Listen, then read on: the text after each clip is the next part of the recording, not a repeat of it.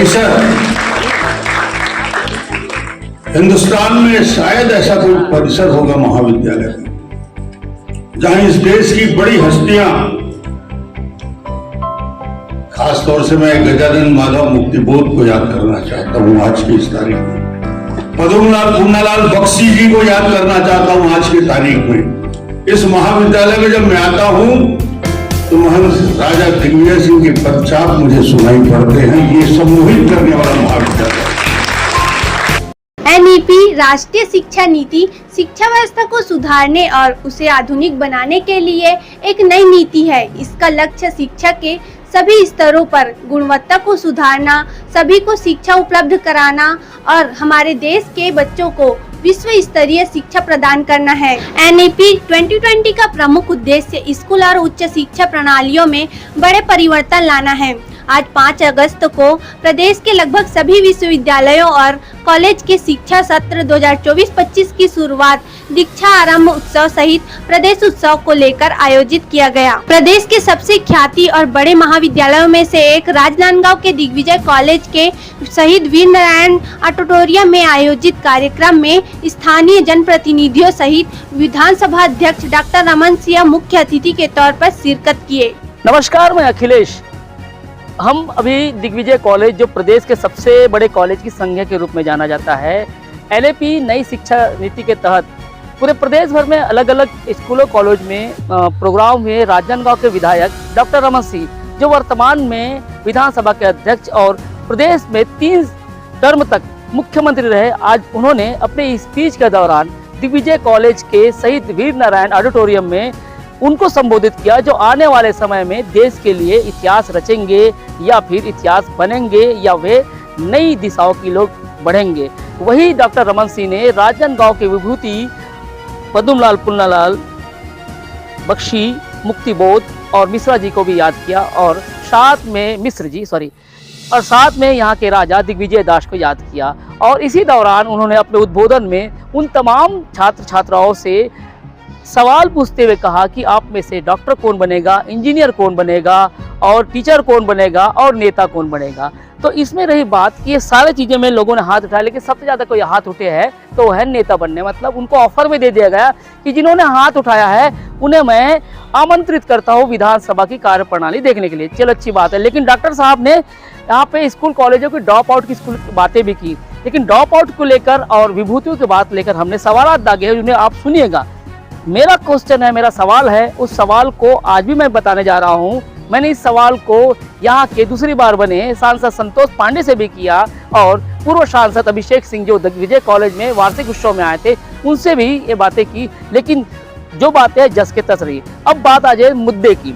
नई शिक्षा नीति के तहत अलग लोगों को शिक्षा मिलेगी, छात्र नई दिशा पर जाएंगे। वही डॉक्टर रमन सिंह ने यहाँ की विभूतियों को, जो यहाँ के लिए साहित्य, पत्रकारिता और लेखनी के लिए उन्होंने स्मरण करते हुए उन्हें याद किया और सारी जगह उन्हें याद करते रहने के लिए बात भी कही। लेकिन यही राजनांदगांव में 18 साल होने को आया है। 2006 से पत्रकारिता का विभाग खुला है, लेकिन बीजेएमसी यहाँ खुला एमजे के लिए यहाँ के छात्र छात्राएं 18 साल से भटक रहे हैं। कई छात्र छात्राएं ड्रॉप आउट कॉलेज हो रहे हैं, क्योंकि आगे एमजे करने के लिए या आगे की पढ़ाई करने के लिए, पत्रकारिता के लिए उनके पास रास्ते इसलिए बंद हो जाते हैं क्योंकि वो रायपुर या अन्य शहर नहीं जा सकते और न ही उनके पास उतनी रकम है कि वो अफोर्ड कर पाए या उसको पढ़ पाए। तो स्थिति वही रख जाती है। 18 साल से अधिक इस बातों को लेके हो रही है और हमने सुना भी है कि यहाँ के प्रिंसिपल, जो पूर्व रहे डॉक्टर के.एल. टांडेकर ने एफिलिएशन के लिए रमन सिंह से कहा था या होगा, या हमने अभिषेक सिंह से बात की थी, लेकिन सांसद महोदय को लेटर दिया था, लेकिन आज तक कुछ नहीं हुआ। कि जनवरी की बात है, फरवरी में वार्षिक उत्सव हुआ था, वहां हमने सवाल दागे थे अभिषेक सिंह से, उनने भी कुछ नहीं किया। आज हमने डॉक्टर रमन सिंह से बात की, उनकी बात सुनेगा, लेकिन आगे होता है कि नहीं, कि यहाँ के पत्रकार जो बनने वाले हैं वो केवल भटकते रह जाएंगे। मतलब बीजे हो रहा है, एमजे नहीं हो रहा है। शिक्षा की बात बहुत होती है, ड्रॉप आउट की बहुत होती है, लक्ष्यदार भाषण लेते हैं, लेकिन लक्ष्यदार भाषण लिखने वाले कलम मनुष्य को क्या ऐसे ही भुगतना पड़ेगा या ऐसे ही भटकना पड़ेगा? मेरे साथ इस खबर में कविता है और मैं अखिलेश। दिग्विजय महाविद्यालय के परिसर पे एनईपी न्यू एजुकेशन पॉलिसी 2020 और इस विषय को लेकर देश में जो शिक्षा के क्षेत्र में एक बहुत बड़ा परिवर्तन आया है और देश में पिछले 100 सालों में 3 बार अलग अलग पॉलिसी को आगे बढ़ाया गया है। नई एजुकेशन पॉलिसी जिसके बारे में अभी मैं बोल रहा था, इसमें रोजगार के ज़्यादा अवसर कैसे पढ़े और पढ़ते पढ़ते 6वीं के बाद ही उनको वोकेशनल ट्रेनिंग के बारे में बातचीत और कोर्सेज स्टार्ट हो जाएंगे।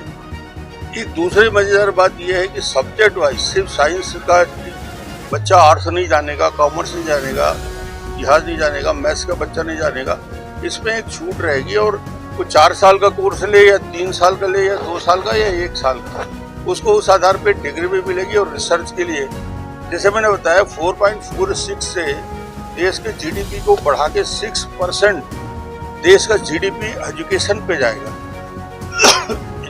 और दूसरा बड़ा ये है कि सर्वग्राहिता, इसका मतलब 100% जो करीब करीब ड्रॉप आउट रेट है और 2.5 से 3 करोड़ बच्चे स्कूल नहीं जा पाते, उनके लिए एक पॉलिसी बना के उतने स्कूल, इतने शिक्षकों की नियुक्ति के साथ साथ उस ड्रॉप आउट को रेट को, और हायर एजुकेशन में ड्रॉप आउट रेट 50% तक है GR, उसको 50 तक ले जाना, जो अभी छत्तीसगढ़ राज्य में काफ़ी ज़्यादा है, बाकी राज्यों में भी काफ़ी है, उसको वहाँ तक पहुँचाना, यानी बच्चे पढ़ाई ना छोड़ें, उसकी चिंता करते हुए इस काम करें। सर, आपने 3 विविधता का नाम लिया, ड्रॉप आउट कॉलेज स्कूल की बात की। राजनांदगांव में यहाँ पे पत्रकारिता विभाग 18 साल से संचालित है। बीजीएमसी के छात्र 18 साल से भटक रहे हैं। आज हम पास हुए, यहाँ विद्यार्थी भी है, मैं भी यहाँ का विद्यार्थी हूँ। अब मैं कहाँ एडमिशन लूँ? बीजे के लिए हम अभिषेक जी आए तो उनको बोल चुके हैं, सांसद को एप्लीकेशन की ओर से डांडेकर जी थे, तब मैं उनको लेटर दे चुका हूँ, लेकिन फिर यहाँ भटकाव की स्थिति है। सारे लोगों के लिए पढ़ने के रास्ते हैं, लेकिन बीजेएम जो पत्रकारिता है, आपने खुद विभूति का नाम लिया, वो कैसे करें? उतने पैसे नहीं कि रायपुर में जाकर अलग अलग समस्या है, उसी के समाधान के लिए तो पॉलिसी आई। सर 18 साल हो गए भटक रहे बच्चे। नहीं, बिल्कुल ठीक, आपकी समस्या सही है।